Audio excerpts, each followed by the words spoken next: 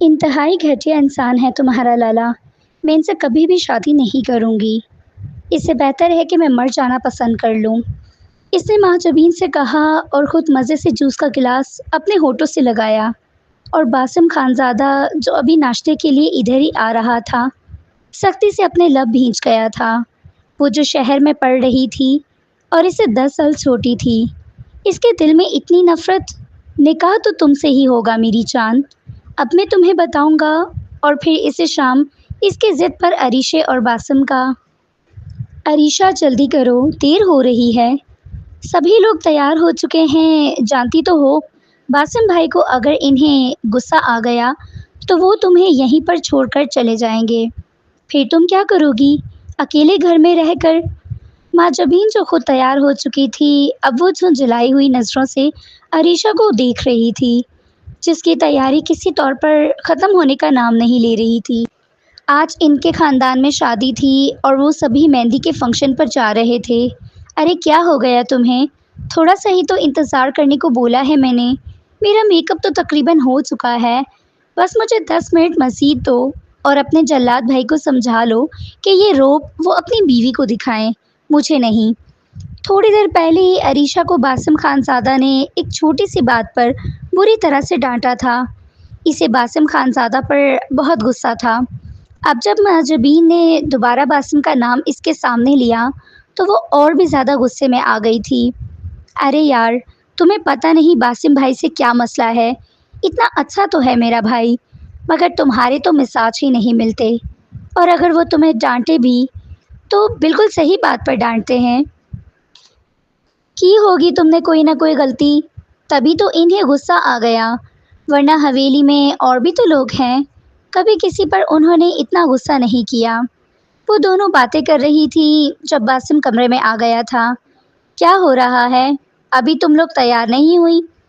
باسم کی آواز پر عریشہ یکدم اچھل پڑی تھی۔ اس نے گھبرا کر پیچھے پلٹ کر دیکھا تھا۔ وہ اپنے گالوں پر بلش لگا رہی تھی، برش کے نیچے گر گیا تھا، دوپٹہ اس کا بیڈ پر بکھرا ہوا تھا۔ اس وقت وہ پیلے کلر کے لہنگے میں چولی میں ملبوس تھی۔ باسم خانزادہ نے ایک بھرپور نظر اس پر ڈالی تھی۔ کیا چیز ہے یہ لڑکی، ہر روپ میں ہی بہت حسین لگتی ہے۔ وہ اسے محبت بھری نظروں سے دیکھتے ہوئے سوچنے لگا تھا، مگر پھر یکدم ہی اس نے اپنے آپ کو قابو میں کیا اور قدرے سخت لہجے میں کہنے لگا، کیا حرکت ہے یہ؟ ابھی تک تم لوگوں کی تیاری مکمل نہیں ہوئی ہے؟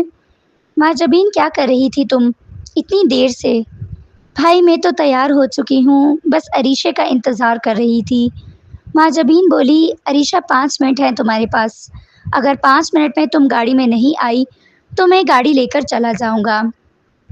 حویلی میں اس وقت کوئی بھی نہیں ہے، صرف تم دونوں ہی ہو، اور اگر میں بھی چلا گیا تو اس کے بعد تمہیں یہاں پر لینے کے لیے کوئی بھی نہیں آئے گا، میری یہ بات یاد رکھنا۔ یہ کہہ کر اسے دھمکی دیتے ہوئے چلا گیا تھا۔ عریشہ نے جلدی جلدی اب باقی کا سامان بیگ میں ڈالا تھا۔ چلو اب باقی گاڑی میں تیار ہو جاؤں گی، اس جلاد کا کچھ پتہ بھی نہیں ہے، جب ایک بار کسی کی بات کو ٹھان لیتا ہے تو اس بات سے پیچھے نہیں ہٹتا۔ 5 منٹ سے پہلے ہی وہ گاڑی میں آ کر بیٹھ گئی تھی۔ باسم کے لبوں پر مسکراہٹ پھیل گئی جسے اس نے جلد ہی چھپا لیا تھا۔ اب مجھے سمجھ آیا کہ لاتوں کے بھوت باتوں سے نہیں مانتے، وہ عریشہ کو دیکھتے ہوئے مانی کیس نظروں سے بولا تھا۔ وہ اس کی بات کا مفہوم سمجھ گئی تھی۔ دل چاہا کہ کوئی سخت جواب دے، مگر پھر اپنے آپ کو مشکل سے قابو میں کیا تھا۔ وہ دونوں اپنے چچا جان کی حویلی میں پہنچ چکی تھی، جہاں ہر طرف خوب رونق تھی۔ جب عریشہ اور ماجبین وہاں پر آئیں تو سب کی نظریں گویا عریشہ پر جم گئی تھی۔ تم تو بہت خوبصورت ہو گئی ہو، جب سے شہر پڑھنے کے لیے گئی ہو تمہاری تو خوبصورتی مزید ہی بڑھ گئی ہے، اور یہ بولنے کا انداز کہاں سے سیکھا ہے تم نے؟ پہلے سے زیادہ تمہارا لہجہ صاف ہو گیا ہے، اور کتنے خوبصورت الفاظ کا چناؤ کرنے لگی ہو۔ عریشہ کی ایک چچی ٹیچر تھی، انہوں نے عریشہ سے ملتے ہی اس کی یہ تبدیلی نوٹ کر لی تھی۔ عریشہ کھل کر مسکرا دی تھی۔ اسے شہر میں پڑھائی کرتے ہوئے تقریباً 10 سال کا عرصہ گزر چکا تھا، تب سے ہی وہ ہاسٹل میں مقیم تھی۔ اب وہ اسی زندگی ہی کی عادی ہو گئی تھی۔ اسے شہر کی مصروف زندگی ہی اچھی لگنے لگی تھی۔ اب جب کبھی وہ گاؤں میں آتی تو وہ بور ہو جاتی تھی، باوجود اس کے کہ سارا وقت اس کا اسی گاؤں میں ہی گزرا تھا۔ مگر اب یہی گاؤں اور یہی رشتے جیسے اسے بور کرنے لگے تھے۔ ابھی بھی ایسا ہی ہوا تھا۔ ماجبین تو اپنے سبھی کزنس میں خوش گپوں میں مصروف ہو گئی تھی، جبکہ وہ جلدی ہی بور ہو کر اٹھ کر ایک طرف آ کر بیٹھ گئی تھی۔ ابھی تو میرے صرف 2 مہینے رہ گئے ہیں، اس کے بعد مجھے ہمیشہ کے لیے حویلی واپس آنا پڑے گا۔ میں کیسے رہوں گی یہاں پر؟ اب تو میرا دل ہی نہیں لگتا، جلد ہی میں بور ہو جاتی ہوں۔ دادی جان نے کہا تھا کہ پڑھائی مکمل کرنے کے بعد وہ مجھے کبھی بھی دوبارہ شہر میں جانے کی اجازت نہیں دیں گی۔ صرف ایک ہی صورت میں شہر میں رہ سکتی ہوں، اگر میری وہیں پہ شادی ہو جائے تو۔ مگر امی ابو بھی اس چیز کے لیے تیار نہیں ہوں گے۔ وہ بصور کر رہ گئی تھی، وہ اپنے ماں باپ کو بہت اچھے سے جانتی تھی۔ وہ روایتی ماں باپ تھے جن کی اولاد کی شادی کرتے وقت پہلی ترجیح اپنے خاندان ہی ہوتا ہے، اور یہ بھی غنیمت ہے کہ انہوں نے اسے پڑھنے کے لیے شہر میں جانے کی اجازت دے دی تھی۔ عریشہ اس خاندان کی پہلی لڑکی تھی جو شہر پڑھنے کے لیے گئی تھی، ورنہ سب لڑکیاں تو میٹرک کے بعد گھر میں ہی بیٹھ جایا کرتی تھیں۔ اسے یہ اجازت ہی عریشہ کی پہلی پوزیشن کی وجہ سے ملی تھی۔ وہ ہمیشہ سے اپنی کلاس میں فرسٹ پوزیشن حاصل کرتی رہی تھی، اور پھر جب اس نے 8ویں کلاس میں بورڈ میں ٹاپ کیا تو وہ تو گویا ہواؤں میں اڑنے لگی تھی۔ اب یہ اسکول میرے پڑھنے کے قابل نہیں ہے۔ میں بہت ذہین ہوں، آپ نہیں چاہتے کہ میں پڑھ لکھ کر کسی قابل بنوں اور اچھے اسکولوں میں تعلیم حاصل کروں؟ تب جمال خان زادہ نے اسے بہت سمجھایا تھا، بیٹا ہم نے تم سے نوکری نہیں کروانی، ہماری حویلی کی لڑکیاں باہر نہیں جاتی، سبھی لڑکیوں نے اسی اسکول میں پڑھا ہے، میٹرک کے بعد کوئی بھی شہر پڑھنے کے لیے نہیں گئی، ہم تمہاری یہ بات نہیں مان سکتے۔ مگر وہ روتی ہوئی اپنی دادی کے پاس چلی گئی تھی اور اس انداز میں ان سے جذباتی مکالمہ کیا کہ وہ اس کی بات ماننے پر مجبور ہو گئی تھی۔ مجھے اپنی پوتی پر پورا پورا بھروسہ ہے، وہ کوئی بھی ایسا کام نہیں کرے گی۔ جاؤ، مگر اماں جان حویلی کی باقی لڑکیاں کیا سوچیں گی کہ ہم ان میں اور عریشہ میں فرق کر رہے ہیں؟ ہم نے عریشہ کو تو آزادی دی ہے مگر ان کو قید کر کے رکھا ہے۔ ان میں سے کوئی بھی عریشہ جتنی قابل اور ذہین نہیں ہے، اس لیے تم ان لڑکیوں کو تو چھوڑ ہی دو، جیسا میری پوتی کہے گی ویسا ہی ہوگا۔ انہوں نے عریشہ کو گلے سے لگا لیا۔ عریشہ مطمئن سی ہو کر مسکرا دی، اور اب دیکھتے ہی دیکھتے 10 سال کا عرصہ بیت گیا تھا۔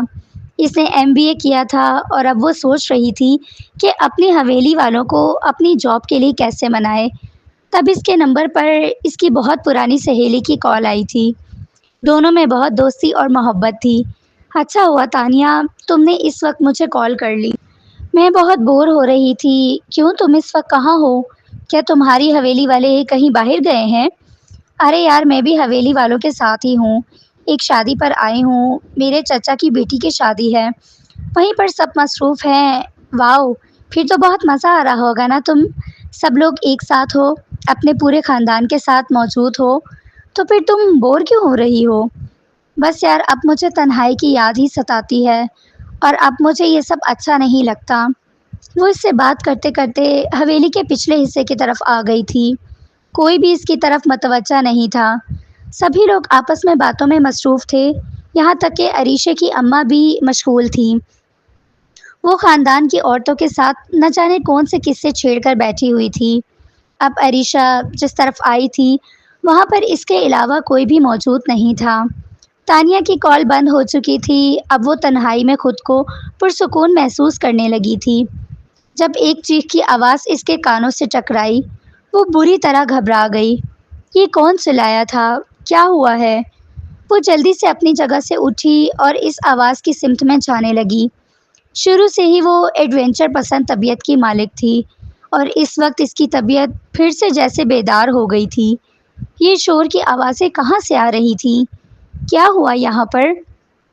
اور جب وہاں پر پہنچی تو دیکھا کہ ایک کمرے سے باسم خان زادہ نکل رہا تھا۔ اس کے چہرے پر بہت غصہ تھا، اور اس کے ساتھ ہی شمائلہ بھی پیچھے پیچھے آ رہی تھی۔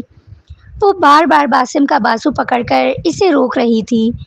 جب یہ منظر عریشہ نے دیکھا تو وہ ایک درخت کی اوٹ میں ہو گئی تھی۔ اس کا دل زور زور سے دھک دھک کرنے لگا تھا۔ باسم خانزادہ کا شمائلہ سے کیا تعلق؟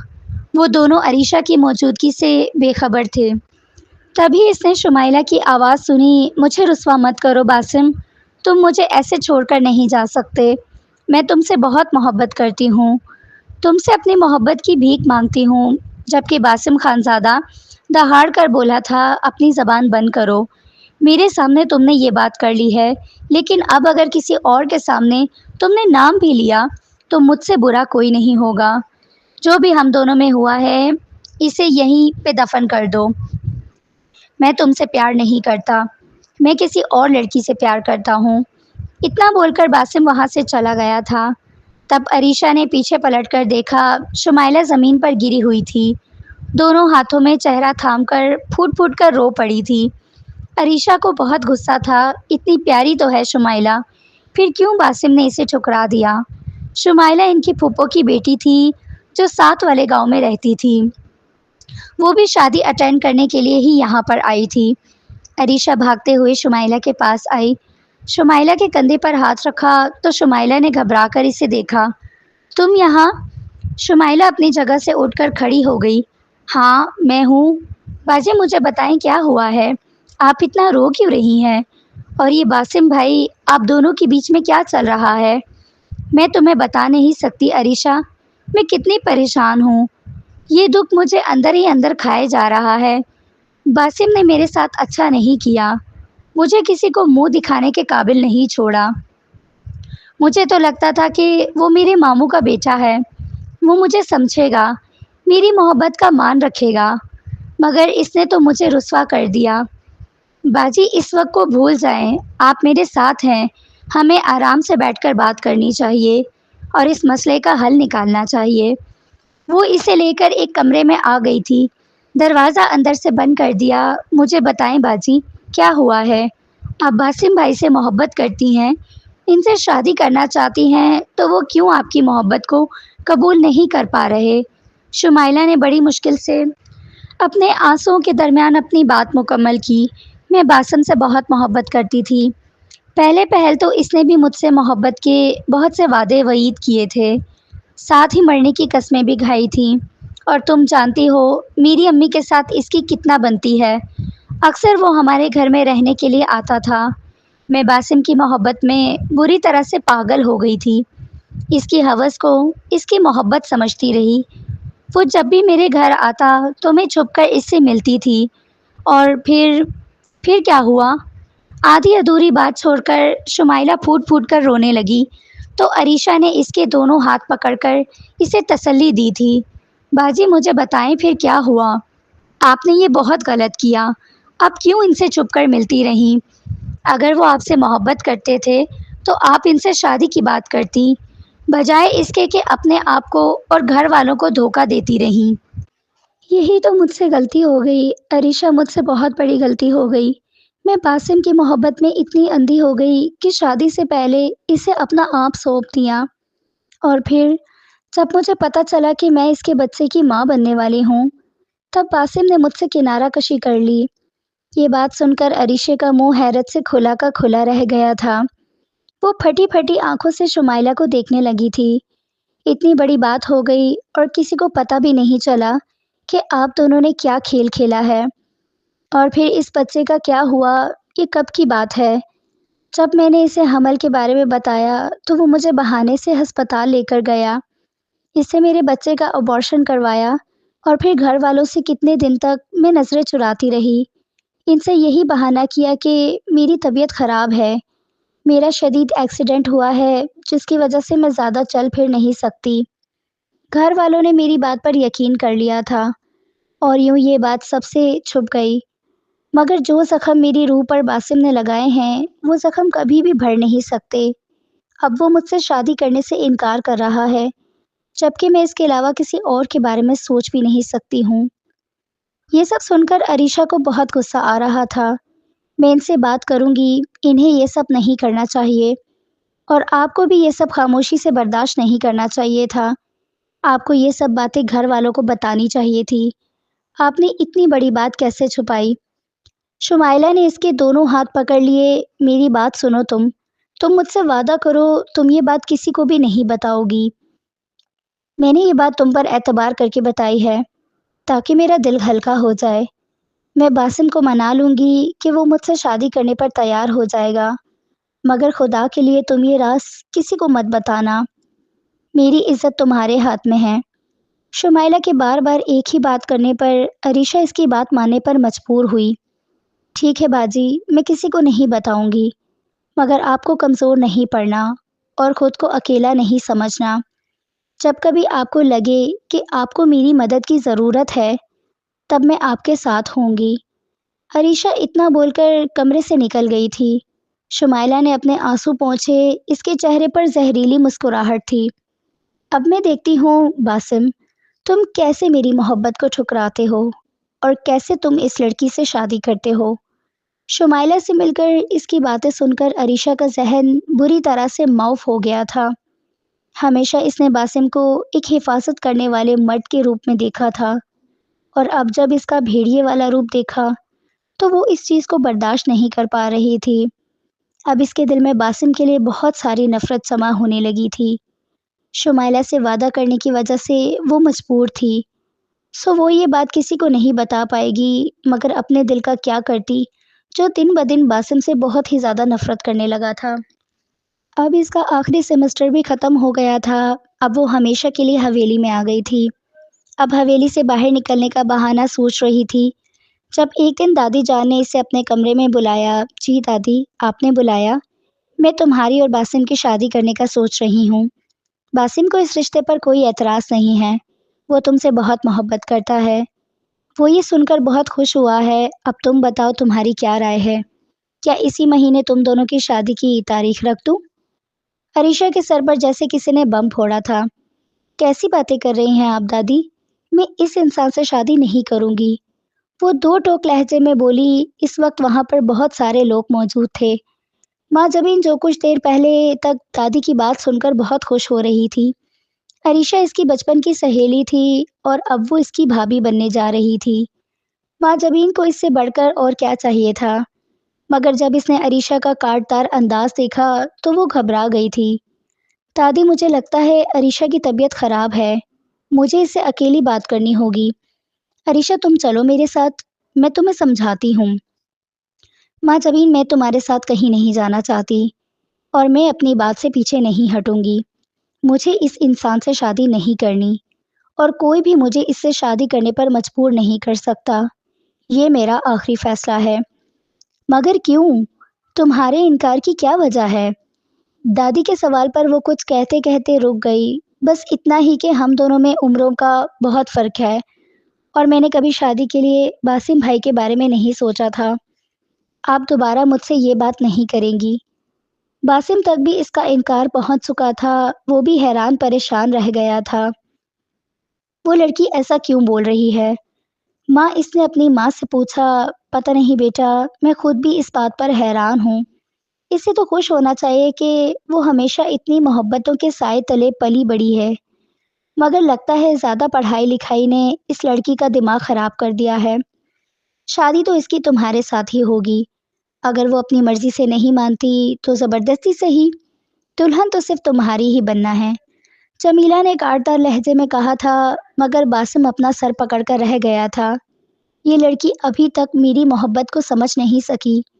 अगर मैं इसे टोकता हूँ, रोकता हूँ, गुस्सा करता हूँ, तो इसके पीछे मेरी मोहब्बत छुपी हुई है, ना कि मेरी नफरत। फिर क्या वजह इसके इनकार की? वो इसे पूछने के लिए कमरे में आया था, जब वो माजबीन से चिल्ला चिल्लाकर बोल रही थी, मैं इस इंसान से नफरत करती हूँ, इसका नाम भी नहीं सुनना चाहती।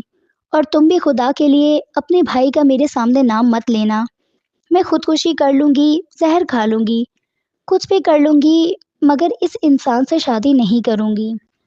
अरीशा के मुंह से नफरत से भरे ये अल्फाज सुनकर बासिम वही कमरे के दरवाजे पर साथ खड़ा रह गया था। इसके कानों में गूंजने वाली चीखों में ये अल्फाज जैसे शोले बनकर जल उठे थे। मैं इस इंसान से नफरत करती हूँ। इसने अपना सर दोनों हाथों में थाम लिया। जिस लड़की को वो अपनी जिंदगी की सबसे बड़ी मोहब्बत से, सबसे कीमती असासा समझता था, वो इसी से इतनी नफरत कैसे कर सकती थी? کیا اس کی ساری محبت، اس کی ساری توجہ صرف اس لیے تھی کہ وہ اس سے اتنی نفرت کر سکے؟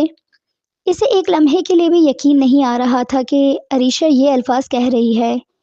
کیا وہ صرف غصے میں ہے یا واقعی اسے اپنا سب سے بڑا دشمن سمجھتی ہے؟ وہ چپ چاپ وہاں سے پلٹ گیا۔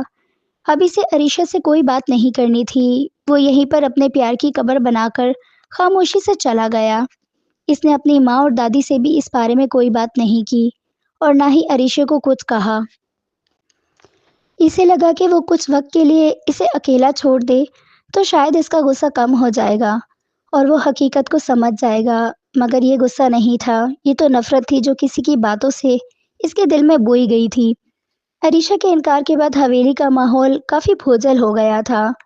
کوئی بھی اس موضوع پر بات نہیں کر رہا تھا، مگر سب جانتے تھے کہ دادی جان کو کتنی تکلیف ہوئی تھی اور باسم کتنا رنجیدہ تھا۔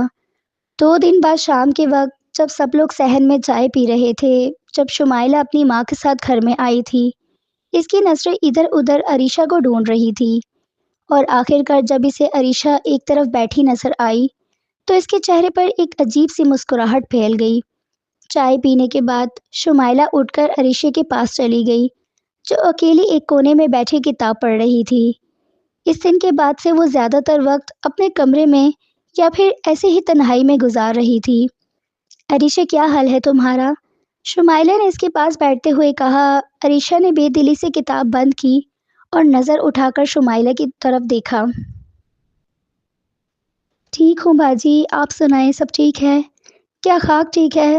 جب سے تم نے وہ فیصلہ سنایا ہے تب سے میرے دل میں تو آگ لگی ہوئی ہے۔ میں تمہیں اس وقت ایک ضروری بات بتانے آئی ہوں، شمائلہ نے آواز ہلکی کرتے ہوئے کہا، حالانکہ وہاں ارد گرد کوئی نہیں تھا۔ کیسی بات باجی؟ عریشہ نے حیرت سے پوچھا۔ وہی تمہاری اور باسم کی شادی کا۔ تم نے بہت اچھا کیا جو انکار کر دیا۔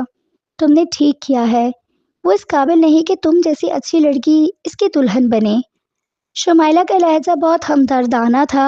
ہاں باجی، میں ایسے انسان کے ساتھ شادی نہیں کر سکتی تھی۔ عریشہ اداسی سے بولی، تمہیں تو میں نے سب بتا دیا تھا نا، اس دن جو کچھ ہوا میرے اور باسم کے درمیان ہوا تھا۔ یہ مرد ایسے ہی ہوتے ہیں، یہ صرف شکار کرتے ہیں۔ شمائلہ نے عریشہ کا ہاتھ تھام لیا اور اس کی آنکھوں میں گہری نظروں سے دیکھتے ہوئے کہا، سنو عریشہ، میں چاہتی ہوں کہ تم یہ شادی کبھی نہ کرو۔ باسم خان زادہ اس قابل نہیں ہے، میں نے تمہیں سب کچھ بتایا تھا۔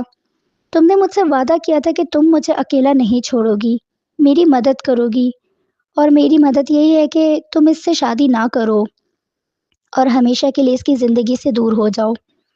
شمائلہ کا لہجہ اب ہمدردی سے زیادہ حکم دینے والا تھا۔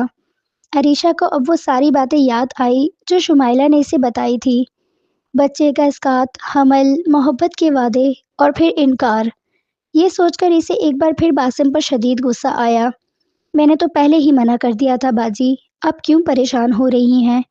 میں نے یہ فیصلہ کر لیا ہے، میں باسم بھائی سے شادی کبھی نہیں کروں گی۔ عریشہ نے غصے سے اپنا ہاتھ چھڑاتے ہوئے کہا، تمہیں نہیں پتا عریشہ، نانی بہت ضدی ہیں، وہ یہ شادی کروا کر ہی رہیں گی، تمہیں کچھ اور ہی کرنا پڑے گا۔ دیکھو، تمہیں میری خاطر کوئی سخت قدم اٹھانا پڑے گا، تمہیں یہاں سے ہمیشہ کے لیے دور جانا پڑے گا، ورنہ تمہاری زندگی تباہ ہو جائے گی جیسے میری تباہ ہوئی ہے۔ میری تو قسمت ہی خراب تھی کہ میں نے اس وحشی پر اعتبار کر لیا تھا، مگر تم تو بچ سکتی ہو۔ شمائلہ نے اس پر جذباتی دباؤ ڈالنا شروع کر دیا، مگر میں کیا کر سکتی ہوں، میں نے تو منع کر دیا ہے۔ عریشہ پریشانی سے بولی۔ اسے شمائلہ کی باتیں ٹھیک لگ رہی تھی اور وہ باسم سے نفرت بھی کرتی تھی، مگر شمائلہ کا مسلسل دباؤ اسے الجھن میں ڈال رہا تھا۔ تمہیں اسے شادی سے انکار کرتے ہوئے سب کو یہ سچ بتانا چاہیے تھا کہ وہ کیسا انسان ہے، تمہیں سب کو بتانا چاہیے تھا کہ اس نے میرے ساتھ کیا کیا۔ شمائلہ نے سرگوشی سے غصے سے کہا، خاموشی سے تو وہ تمہیں اپنی بیوی بنا لے گا اور تمہارے ہوتے ہوئے بھی ادھر ادھر عورتوں کے ساتھ منہ بھی مارتا رہے گا، تب تم کیا کرو گی؟ عریشہ گہری سوچ میں ڈوب گئی۔ شمائلہ کی کہانی نے اس کے دل و دماغ پر ایسا اثر کیا تھا کہ وہ باسم کے ہر اچھے کام کو بھی شک کی نگاہ سے دیکھنے لگی تھی۔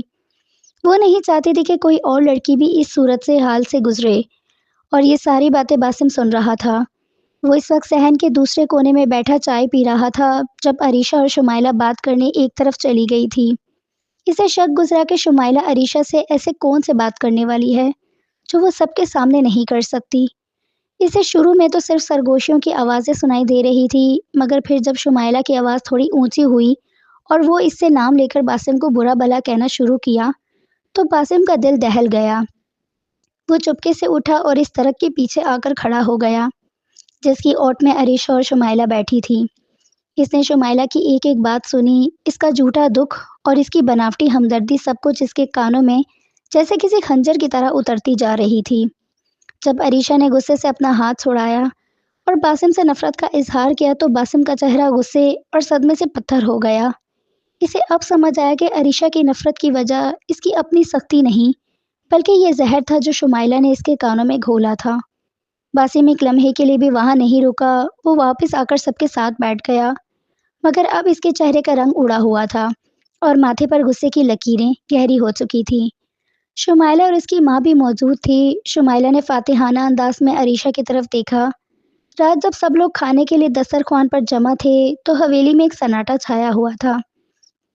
باسم کی ماں دادی جان، عریشہ کے والدین، ماں جبین اور اس کے والدین اور شمائلہ، سب لوگ ہی دسترخوان پر موجود تھے۔ باسم کہنے لگا، مجھے آپ سب لوگوں سے بہت ضروری بات کرنی ہے۔ باسم کی آواز پر سارے گھر کا دھیان اس کی طرف ہو گیا۔ سب نے حیرت سے باسم کو دیکھا۔ دادی جان نے تشویش سے پوچھا، کیا بات ہے میرے بچے؟ کیا کسی نے تمہیں کچھ کہا؟ جی دادی، بات مجھ سے متعلق ہے اور میرے مستقبل سے بھی۔ میں آج یہ بات سب کے سامنے کرنا چاہتا ہوں کیونکہ یہ ایک ایسے جھوٹ کا پردہ چاک کرنا ہے جو میری اور عریشہ کی زندگی برباد کر سکتا ہے۔ باسم نے ایک گہری نظر شمائلہ اور اس کی ماں پر ڈالی جس پر شمائلہ کا رنگ اڑ گیا اور اس نے گھبراہٹ میں پانی کا گلاس تھام لیا۔ میں سب کے سامنے عریشہ سے یہ پوچھنا چاہتا ہوں جو اس نے 2 دن پہلے میرے رشتے سے انکار کرتے ہوئے کہا تھا کہ وہ مجھ سے نفرت کرتی ہے۔ عریشہ، کیا تم اب بھی یہی کہو گی؟ باسم نے سوال سیدھا عریشہ کی طرف اچھالا۔ عریشہ کے ہاتھ پاؤں ٹھنڈے ہو گئے۔ وہ تو اس وقت باسم کے چہرے پر خوفناک غصہ دیکھ رہی تھی، گھبرا گئی تھی۔ سب کی نظریں اس پر جم گئی، خصوصاً اس کی دادی کی آنکھیں جیسے سوال کر رہی تھی، باسم بیٹا کیسی باتیں کر رہے ہو؟ وہ بچی ہے، اس نے ناسمجھی سے کہہ دیا ہوگا، تم اس کی بات کو دل پر مت لو۔ عریشہ کی ماں نے بات سنبھالنی چاہیے نہیں چچی جان، میں چاہتا ہوں کہ عریشہ خود بتائے گی میرے اندر ایسا کیا ہے جس کی وجہ سے وہ مجھ سے اتنی نفرت کرتی ہے کہ خودکشی کی دھمکیاں دے رہی ہے۔ عریشہ بولو، تم خاموش کیوں ہو؟ وہ کون سا جرم ہے جو میں نے کیا ہے اور تم جانتی ہو مگر باقی سب بے خبر ہیں؟ باسم کا لہجہ بہت سخت اور سرد ہو چکا تھا۔ شمائلہ اب بری طرح گھبرا چکی تھی اور ان کے چہروں پر پسینہ آ چکا تھا۔ عریشہ نے گڑ گڑاتے ہوئے کہا، باسم بھائی، میں نے کہہ دیا کہ میں شادی نہیں کروں گی تو نہیں کروں گی، آپ چھوڑ دیں مجھے، نہیں آج تمہیں بتانا پڑے گا۔ تم یہ کہہ کر میری عزت اور کردار پر سوالیہ نشان لگا رہی ہو کہ میں اس قابل نہیں کہ تم سے شادی کر سکوں۔ میں جانتا ہوں تم جھوٹ بول رہی ہو، تمہارے دل میں میرے لیے نفرت نہیں تھی، یہ نفرت بوئی گئی ہے۔ باسم نے ایک بار پھر غصیلی نظروں سے شمائلہ کو دیکھا اور پھر عریشہ کی طرف پلٹا۔ بولو عریشہ، وہ کون سی بات ہے جو تمہیں شمائلہ نے میرے بارے میں بتائی؟ بولو، اسی دسترخوان پر سب کے سامنے بولو۔ باسم نے عریشہ کو مجبور کر دیا۔ عریشہ جو بہت ضبط کر رہی تھی، اسی لمحے باسم کا غصہ اور شمائلہ کی گھبراہٹ دیکھ کر اس نے دل دہل گیا۔ اسے لگا کہ اگر آج اس نے سچ نہ بتایا تو بات بہت بگڑ جائے گی۔ باسم بھائی، وہ شمائلہ باجی نے مجھے بتایا تھا کہ آپ نے اس سے محبت کے وعدے کیے تھے اور پھر آپ نے ان کو دھوکہ دیا اور ان کا حمل ضائع کروا دیا تھا اور انہیں چھوڑ دیا تھا۔ عریشہ نے ایک ہی سانس میں تمام باتیں کہہ ڈالی اور اپنی آنکھیں بند کر لی۔ پوری حویلی میں جیسے بم پھٹ گیا ہو، سب کے چہرے حیرت سے کھل گئے۔ دادی جان کا ہاتھ کانپنے لگا۔ باسم نے ایک سرد اور غصیلی مسکراہٹ کے ساتھ شمائلہ کی طرف دیکھا۔ آ جاؤ شمائلہ، اب تم نے سن لیا ہوگا کہ تم نے میرے خلاف کیسی کہانی بنائی ہے۔ باسم یہ کیا کہہ رہی ہے؟ عریشہ، یہ جھوٹ ہے، بالکل جھوٹ۔ شمائلہ نے کھڑے ہوتے ہوئے غصے سے کہا، عریشہ تم جھوٹی ہو، میں نے ایسی کوئی بات نہیں کی تھی۔ تم اپنا جھوٹ غصہ میرے سر ڈال رہی ہو۔ تم چپ رہو شمائلہ، باسم دھاڑا، اب میری باری ہے اور آج سچ تم سب کے سامنے آئے گا۔ ساری بات سن کر باسم نے اپنا رخ سب کی طرف کیا اور انتہائی سخت اور پرعزم لہجے میں بولنا شروع کیا۔ اس سے پہلے کہ آپ لوگ میری طرف انگلی اٹھائیں، میں سب کو حقیقت بتانا چاہتا ہوں۔ شمائلہ نے میرے کردار پر جو جھوٹا الزام لگایا ہے، یہ سراسر سازش اور جھوٹ ہے۔ باسم نے مضبوطی سے کہا، میں حلفاً کہتا ہوں اور اپنے خدا کو گواہ بنا کر کہتا ہوں کہ میں نے کبھی بھی شمائلہ سے محبت کی بات نہیں کی، میں نے کبھی بھی اس سے بات چیت نہیں کی، میں نے کبھی اسے پسند نہیں کیا اور میں نے کبھی اس کے ساتھ کوئی غلط کام نہیں کیا۔ وہ ہمیشہ سے ہی میری بہن جیسی تھی۔ اس بات پر شمائلہ کی ماں جو ایک طرف بیٹھی تھی غصے سے اٹھی، باسم تم یہ کیا کہہ رہے ہو؟ اس عریشہ کی باتوں میں آ کر میری بیٹی پر اتنا بڑا الزام لگا رہے ہو، میری بیٹی ایسی کبھی بات نہیں کر سکتی۔ عریشہ جھوٹ بول رہی ہے۔ نہیں پھوپھی جان، سچ ہے کہ شمائلہ نے عریشہ سے بہت بڑا جھوٹ بولا ہے۔ یہ کہانی خود شمائلہ نے عریشہ کو میرے خلاف ورگلانے کے لیے بنائی ہے۔ جب سے اسے پتہ چلا کہ میں عریشہ سے شادی کرنا چاہتا ہوں، یہ لڑکی تب سے میرے پیچھے پڑی ہوئی ہے۔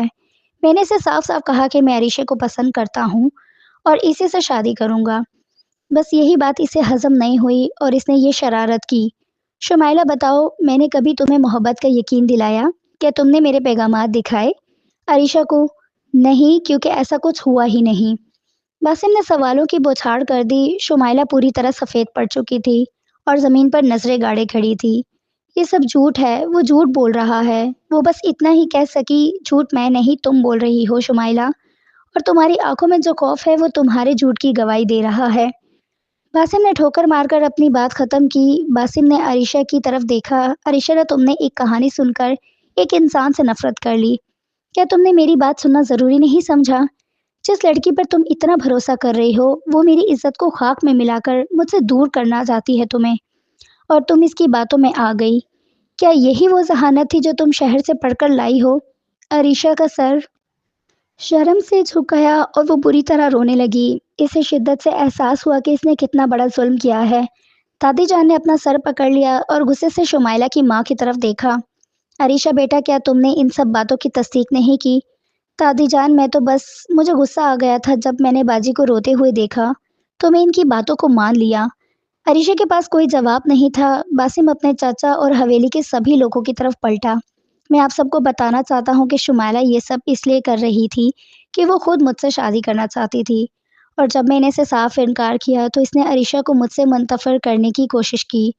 یہ میرا فیصلہ ہے اور آخری فیصلہ ہے، میں عریشی سے شادی کروں گا، مگر اب عریشہ کو خود فیصلہ کرنا ہے کہ اسے کس کا سچ قبول کرنا ہے۔ وہ چاہے تو میری بیوی بنے یا میری محبت کو ٹھکرا دے، مگر وہ آج سب کے سامنے فیصلہ کرے گی۔ باسم نے کرسی کھینچی اور وہ غصے سے وہاں سے اٹھ کر چلا گیا۔ اس کے چلے جانے کے بعد کمرے میں شدید خاموشی چھا گئی اور سب کی نظریں اب شمائلہ پر تھی، جس کے چہرے سے سازش کا پردہ اٹھ چکا تھا۔ شمائلہ کو سبھی لوگ نفرت سے دیکھ رہے تھے، مگر ابھی تک اس بات کی قائم تھی کہ عریشہ جھوٹ بول رہی ہے۔ میں نے عریشہ سے ایسی کوئی بات نہیں کی کہ شمائلہ غصے میں پھوپھو کا ہاتھ پکڑ کر وہاں سے چلی گئی تھی اور عریشہ روتے ہوئے ماں کے گلے سے لگ گئی۔ آپ نے صحیح کہا تھا ماں، میں بہت بیوقوف ہوں، دوسروں کی باتوں پر یقین کر لیتی ہوں اور اس میں ہمیشہ اپنا ہی نقصان کر دیتی ہوں۔ اب آپ میرے لیے جو بھی فیصلہ کریں، مجھے آپ کے فیصلے سے کوئی اختلافات نہیں ہیں۔ اس نے خاموشی سے خود کو آنے والے وقت کے مطابق تیار کر لیا تھا۔ اس نے باسم سے بھی اپنے کیے کی معافی مانگی تھی۔ باسم کو اندازہ تھا کہ عریشہ ہمیشہ سے جذباتی ہے، ایک طرف سن کر ہی اس نے فیصلہ کر لیا تھا، اس لیے باسم نے بھی اسے مسکرا کر معاف کر دیا تھا، اور پھر ایک ہی مہینے بعد ان دونوں کی شادی ہو گئی تھی۔ انہوں نے ہنسی خوشی اپنی نئی زندگی کا آغاز کیا۔ ناظرین، کیسا لگا آپ کو آج کا ناول؟ اگر اچھا لگا ہے تو لائک کر دیں اور ہمارے چینل کو سبسکرائب کرنا مت بھولیے گا۔ شکریہ۔